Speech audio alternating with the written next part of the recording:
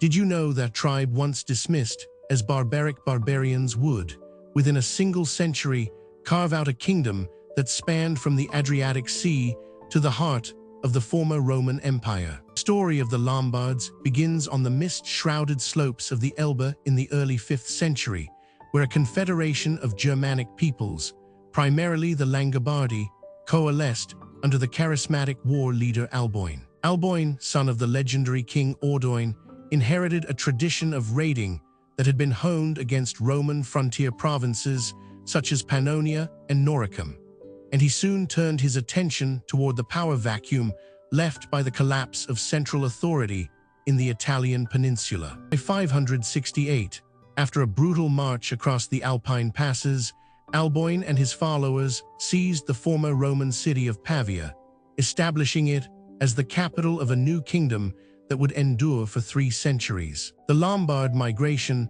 was not a spontaneous dash across the Alps. It was the culmination of a series of strategic alliances and betrayals that reshaped the political map of Europe. Yet the same emperor, Justin I, later withdrew support, prompting Alboin's successor, Alboin, to seek richer lands. In 567, Alboin's forces defeated the Gepids at the Battle of Nedao, annihilating their king, Cunimund, and seizing the strategic corridor between the Danube and the Adriatic. The massacre of the Gepid royal family, including the famous bride Rosamund, who would later poison Alboin, underscored the ruthless calculus that drove Lombard expansion. Alboin's conquest of Italy was enabled by the disintegration of the Ostrogothic kingdom under the pressure of the Byzantine reconquest led by General Belisarius and later by Narses. By 554, the Byzantines had reclaimed much of the Italian peninsula, yet their grip was tenuous,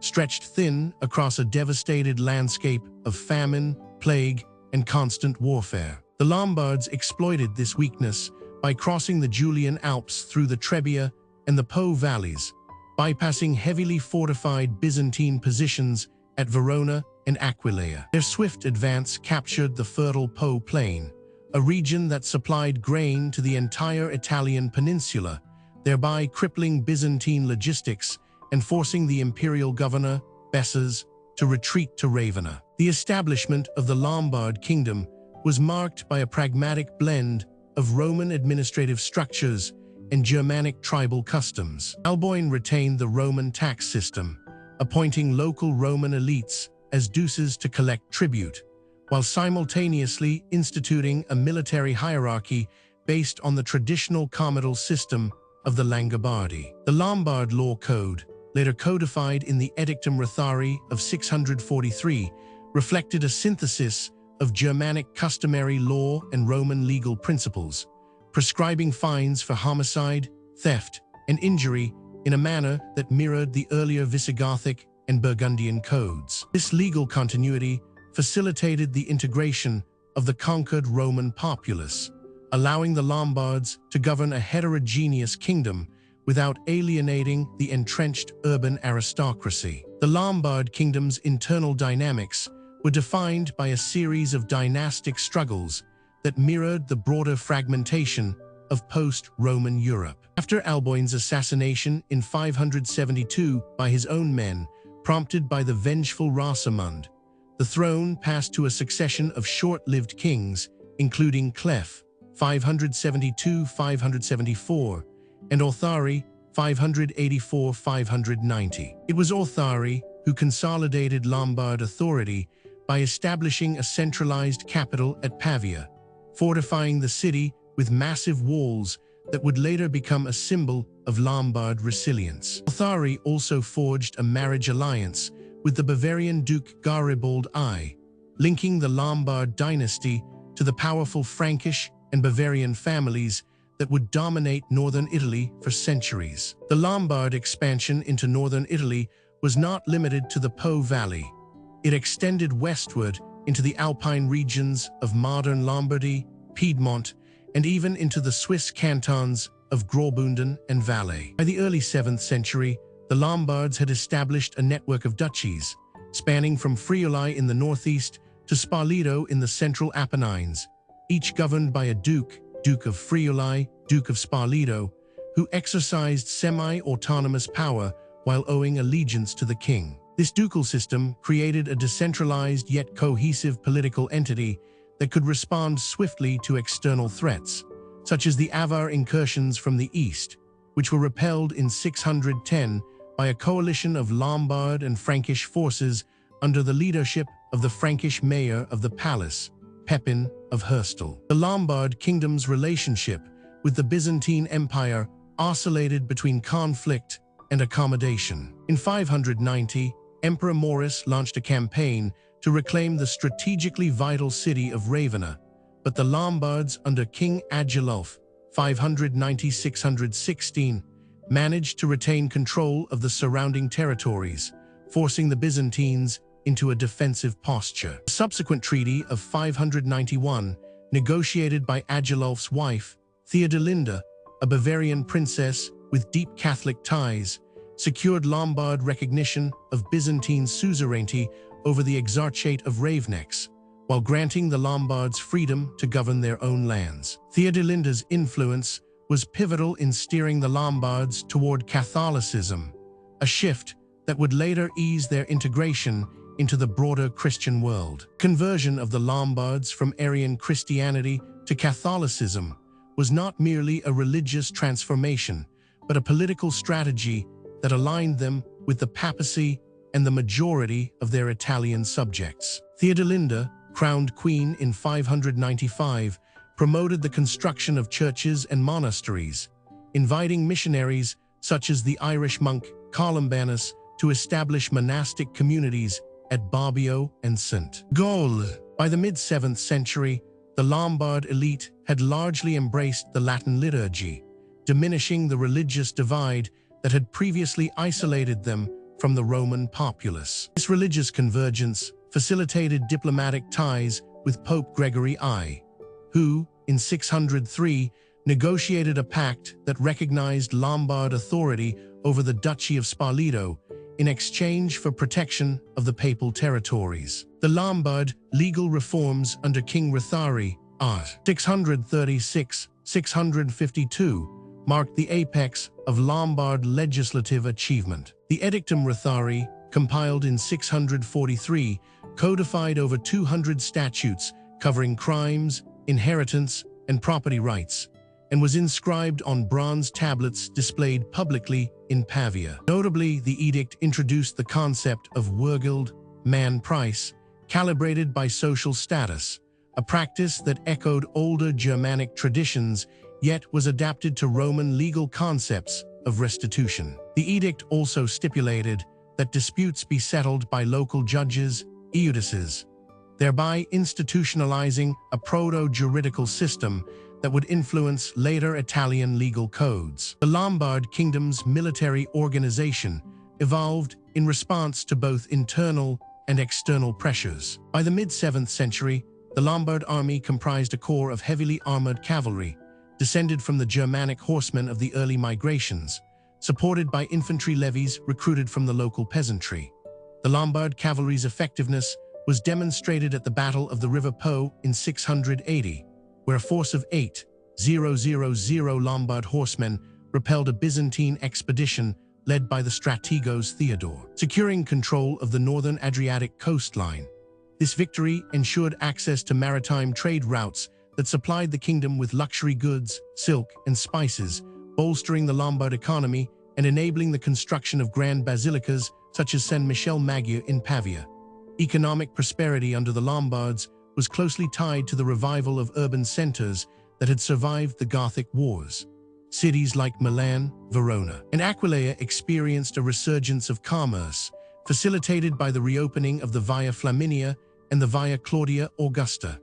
Lombard coinage, minted in Pavia and Ravenna, bore Latin legends and Christian symbols, reflecting a conscious effort to legitimize their rule within the Roman monetary tradition. Tax records from the 8th century, Liber Pontificalis, reveal that the Lombard kingdom collected an average of 12% of agricultural output as tribute, a figure comparable to contemporary Frankish realms, indicating a sophisticated fiscal system that supported both the royal court and the military apparatus.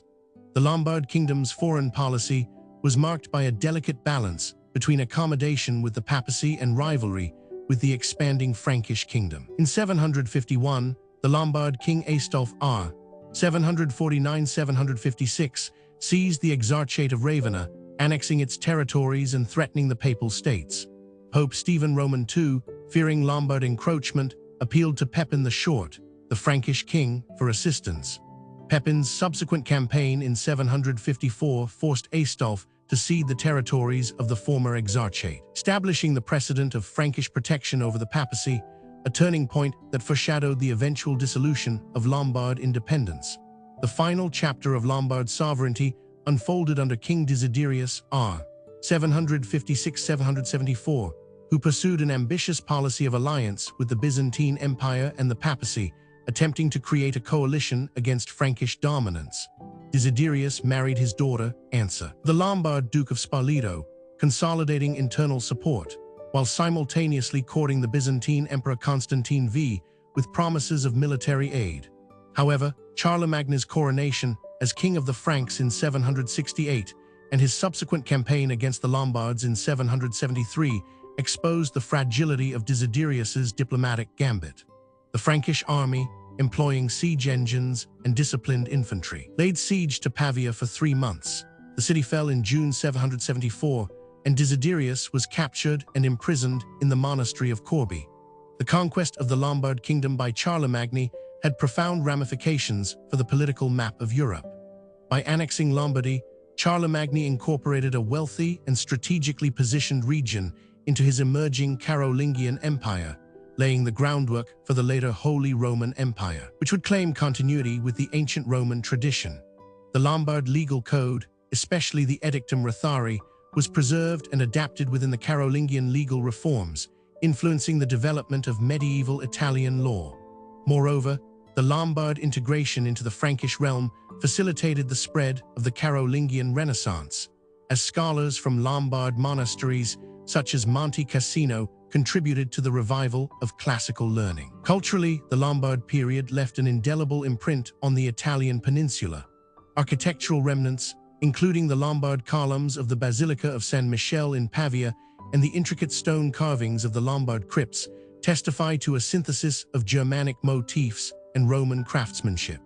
The Lombard language, though eventually supplanted by Latin, contributed lexical items to the Italian vernacular, especially in legal and military terminology. Their patronage of monasticism nurtured the growth of the Benedictine order, whose scriptoria preserved classical texts that would later fuel the European intellectual revival. The demographic impact of the Lombard migration reshaped the ethnic composition of northern Italy. Genetic studies of modern populations in Lombardy reveal a notable admixture of Central European haplogroups, reflecting the influx of Germanic peoples who settled alongside indigenous Roman and Celtic communities.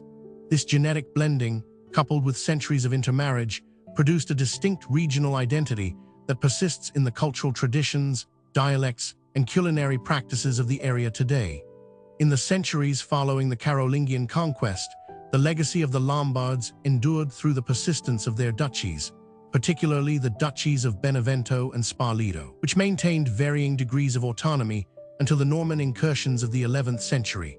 The Duchy of Benevento, established in 571, survived as a semi-independent polity for over 300 years, preserving Lombard law and customs even as it interacted with Byzantine, Papal, and later Norman authorities.